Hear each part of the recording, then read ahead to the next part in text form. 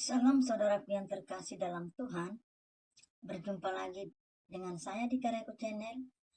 Besar harapan saya kita semua dalam keadaan baik dan sehat-sehat saja.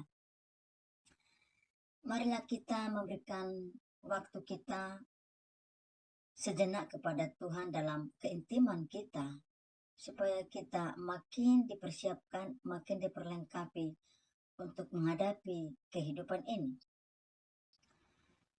Kali ini bertemakan dengan DNA-nya Allah. Kita harus menyadari bahwa kita bagian daripada DNA-nya Allah. Karena kita memiliki benih ilahi, maka kita mampu menyerupai karakternya ilahi. Maka di dalam Kejadian pasal pertama ayat yang ke-27, dan Allah menciptakan manusia itu menurut gambarnya, menurut gambar Allah diciptakannya. Dia, laki-laki dan perempuan diciptakannya mereka, artinya manusia. Inilah dasar mengapa kita disebutkan bagian dari DNA-nya Allah. Karena kita manusia ciptakan Allah segambar dan serupa dengan Allah. Bentuk wujud sifat karakternya. Jadi mari kita sadari bahwa kita memiliki DNA-nya Allah.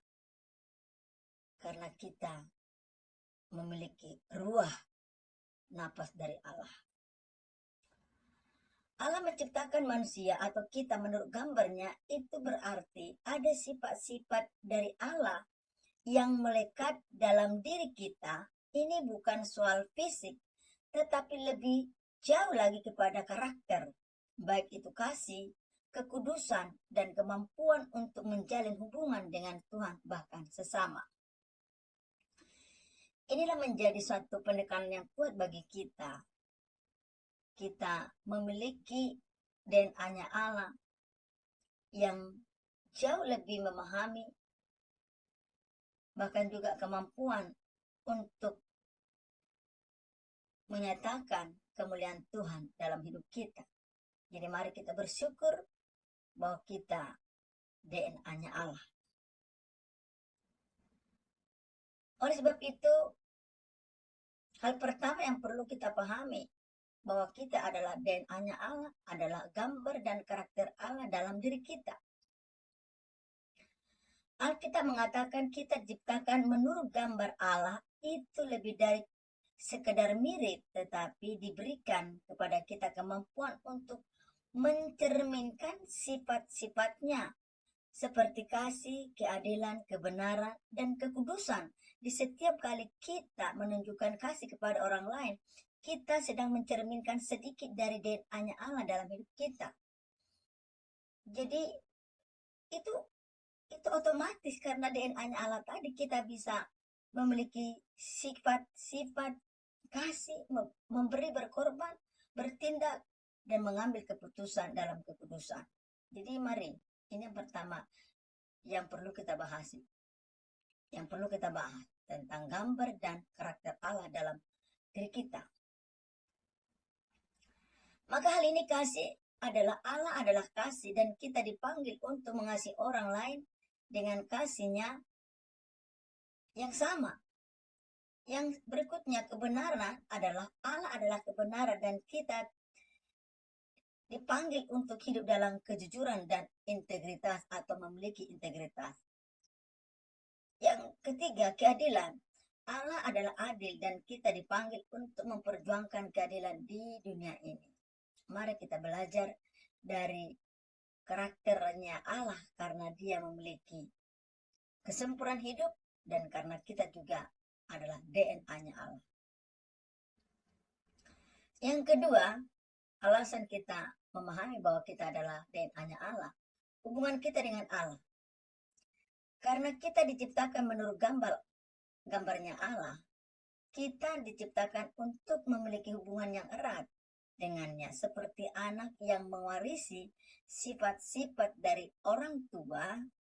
Kita dipanggil untuk mengenal Allah lebih dalam dan menjalankan hidup yang sesuai dengan kehendak Allah. Jadi alasan yang kedua ini menyatakan sudah jelas bahwa kita ciptakan menurut gambarnya Allah, maka kita memiliki hubungan yang erat, bahkan dikatakan seperti yang mewarisi sifat-sifat dari orang tua. Jadi keberadaan karakter kita di tengah dunia ini berdasarkan dari DNA biologis dari orang tua kita. Sama, kita pun ada di tengah-tengah dunia ini karena Allah yang menciptakan kita, maka kita memiliki hubungan erat, bahkan kita menjadi ahli warisnya Allah. Jadi kita berpadanan dengan sifatnya Allah. Yang ketiga adalah memulihkan DNA yang rusak.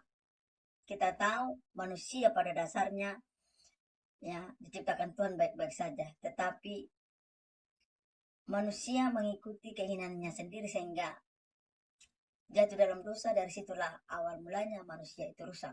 Dosa merusak gambar Allah dalam diri kita, seperti DNA yang mengalami mutasi. Dosa membuat kita tidak lagi mencerminkan kesempurnaan Allah.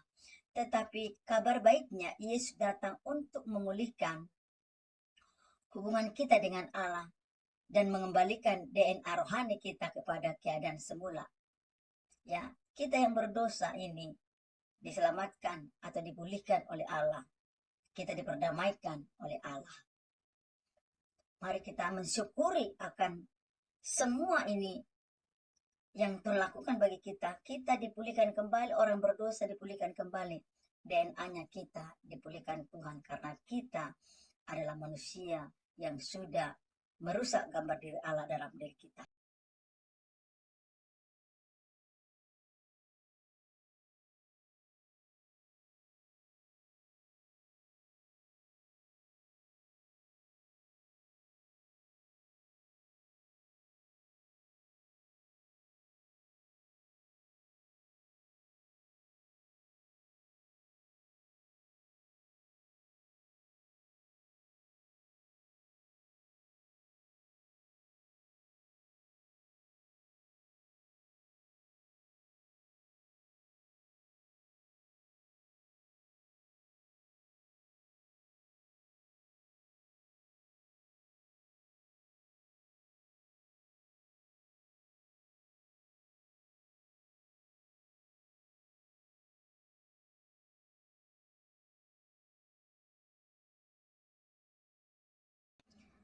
Oleh sebab itu, saudaraku yang terkasih dalam Tuhan, marilah kita sadar bahwa sebagai anak-anak Tuhan, kita membawa DNA-nya Allah. Biarlah hidup kita ini mencerminkan karakternya yang penuh kasih, adil, dan benar, sehingga kita bisa menjadi terang bagi dunia yang membutuhkan pengharapan. Jadi, karena kita memiliki DNA-nya Allah, jangan kita biarkan DNA itu hanya sebagai suatu ingatan bagi kita, tetapi mari kita hidup menjadi terang di tengah-tengah dunia ini. Karena dunia sedang mengharapkan, membutuhkan akan orang-orang hidup dalam kebenaran dan keadilan. Demikian pemaparan yang singkat akan firman Tuhan ini.